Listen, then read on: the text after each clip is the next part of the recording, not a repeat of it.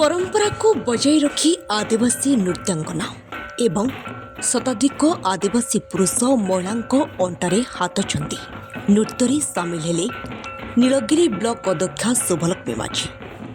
नरणपुर पंचायत साहाडेही हाट पड़िया निकटरे मारंबुरु जाहिरा ठारे सरस्वती पूजा उपलक्षे युव उद्योगी गयधर माझी नेतृत्व में 8 तारिख शनिवार हजार हजार आदिवासी भाई भौणी समावेश रे एक विराट नृत्यर आयोजन कर पारंपरिक वाद्य धुमस्ता मादलर ताले ताले आदिवासी नृत्य गीत गाई गाई उभय महिला पुरुष माने निजको हजाई देथिले।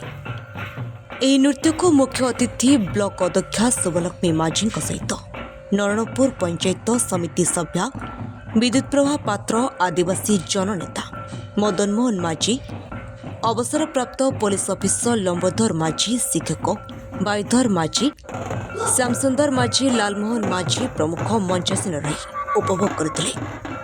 क्लब सदस्य जोड़ा माझी प्रदीप हेम्रम सुरेंद्र माझी रंजन माझी सुरेश माझी प्रमुख सहयोग करते। तेबे आगामी दिन में यह व्यापक भाव आयोजन कर लक्ष्य रखा क्लब सूत्रु प्रकाश पाई। ब्यूरो रिपोर्ट सकाळ खबर।